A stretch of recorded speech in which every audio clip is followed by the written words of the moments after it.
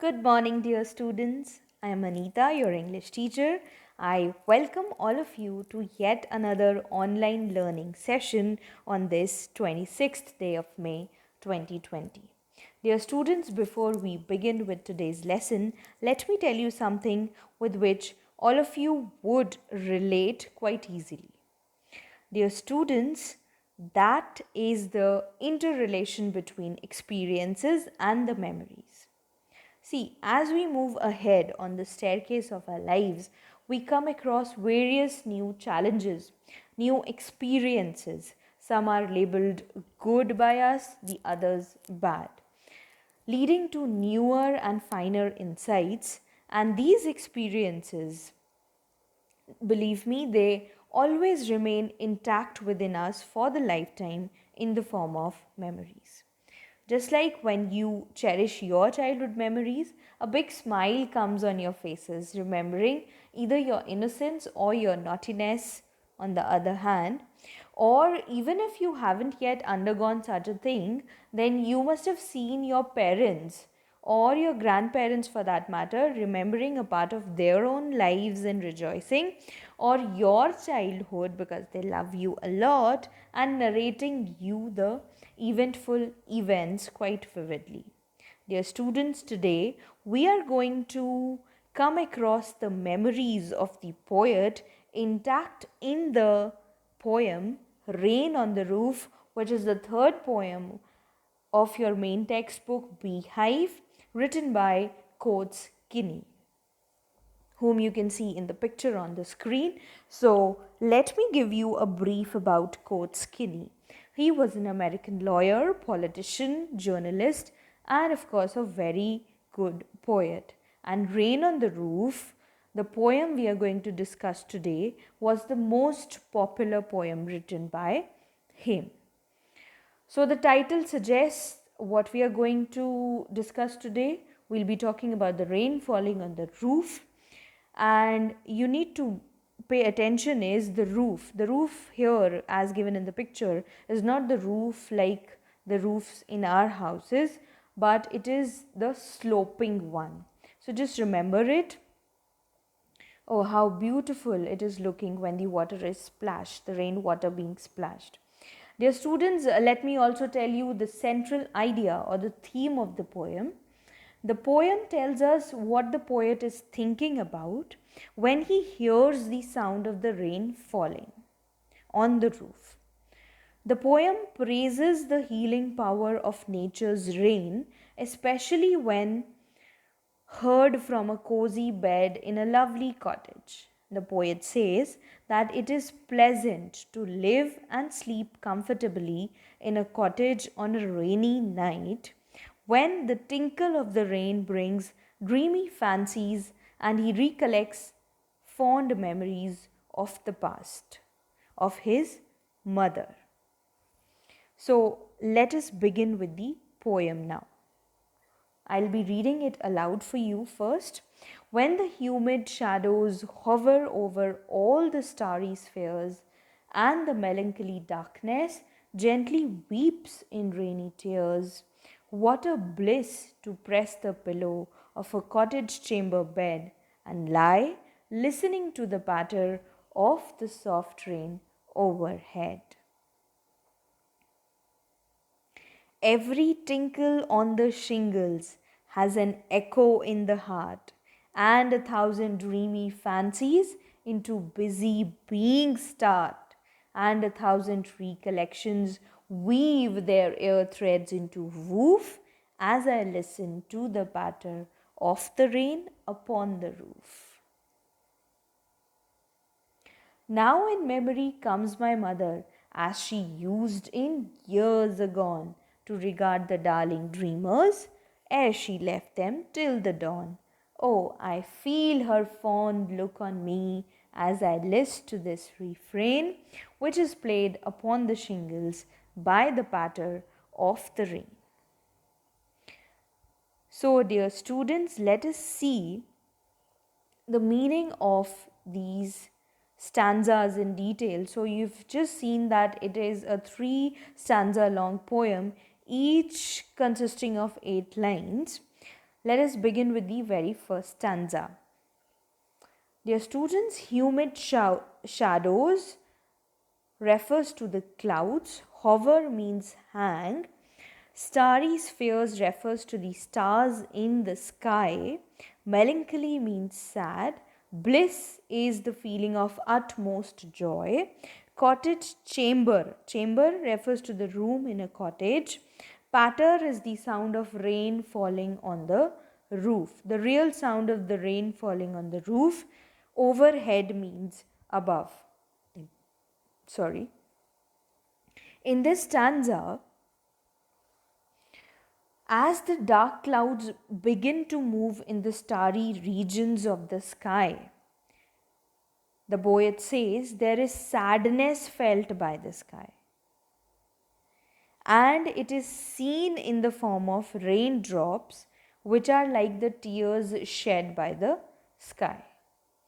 And to the poet, this natural phenomenon is a great bliss as he lies on his bed, pressing the pillow, curling up with the pillow, and listening to the patter of the soft rain on the cottage roof. I hope you have understood it.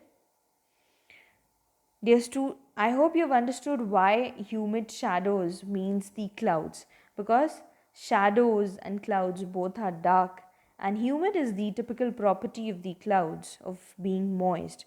So humid shadows refers to the rain bearing dark clouds. So let us move on further to the next.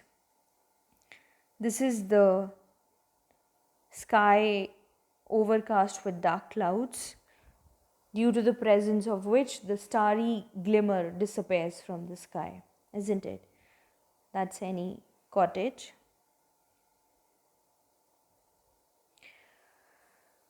Now, here, please look at the word meanings. Tinkle refers to the ringing sound. It is the real sound of the rain falling on the shingles of the roof. So, now what are the shingles? Shingles are the rectangular tiles used on sloping roofs. You must have seen them, either for sure in Patni Top. So, next word is echo. You know well, it is the sound resounded. Recollections refers to the memories. Dreamy fancies are the imaginary stories. Air threads, dreamy memories. And woof, you must have read somewhere, weft, threads woven across the loom, like this. So let us try to understand what the poet has to say here. He says that the raindrops fall on the tiles of the roof, and his beating heart echoes each sound that is made by the tinkle of the falling shower. As he is listening to the soft and continuous falling of the raindrops on his roof, innumerable fancies begin to throng his heart and mind, bringing out so many memories associated with his past experiences. But they are not discrete and separated from each other. Instead, these memories have formed a patchwork just like this by becoming entwined with one another. The memories are large in numbers and have formed a cluster in his mind. Let's move to the third and the last stanza. Here, in memory means he remembers, agone means gone by, regard here means to observe, darling dreamers is another metaphor which refers to the sleeping children. Air means before, dawn, you know well, is the morning. List here means listen. Refrain is the part of song that is repeated, played upon the sound coming due to rain falling. So, in this stanza, dear students, the poet describes the first memory that he can actually identify among that intricate patchwork of his memories. He remembers that during his childhood, his mother used to look at him and his siblings as they were sleeping and having pleasant dreams. His mother would make a point to look at them every night, for she knew she would not see them again till the next morning. His mother would bend down and watch over him in particular. That is what he remembers. These memories are evoked as he listens to the repetitive rhythm of the raindrops as they are falling on his roof. I hope you have understood it well. This is how your mothers also do the same. That fond look of the mothers. Now let us discuss the poetic devices used in the poem. The first one, alliteration. You can see a lot of instances of the usage of this poetic device. If we look at the very first line, when the humid shadows hover, her sound is getting repeated. So that is an instance of alliteration. Rest, you look for them yourself. Metaphor, so as we've already discussed, metaphor is used in the first stanza, the very first line, humid shadows, and then darling dreamers in the last stanza. Personification. Personification, dear students, if you look at the first stanza, third line, let me show it to you, just a second. Yes, and the melancholy darkness gently weeps in rainy tears. Here, the darkness has been personified by giving it the human ability to shed tears. Okay, students?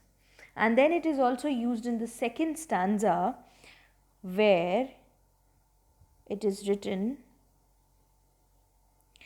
and 1,000 recollections weave their ear threads. So memories do not do the act of weaving like humans, right? So the memories have been personified here. And let us look at the next poetic device used. It is refrain. Dear students, refrain is a phrase which is repeated at intervals throughout a poem, especially at the end of each stanza. So at the end of each stanza, we saw the patter of the rain has been repeated. So that is an example of here also patter of the rain. And again patter of the soft rain. So this is the example of refrain. Now let us look at the last poetic device, which is onomatopoeia. Onomatopoeia is using a word which suggests the meaning by its sound. The very first stanza, patter. Patter is used that imitates the real sound of the rain falling. And in the second stanza, tinkle. Tinkle is used that imitates the real sound of the rain falling on the shingles of the roof. So that's all about the poetic devices. Now let us look at the rhyme scheme. Dear students, the rhyme scheme is A, B, C, B, D, E, F, E. Try to make it out yourselves if you can identify the rhyme scheme or not. I hope you have understood the different facets of the poem. If not, you may ask during the doubt session. Thank you and have a great day ahead.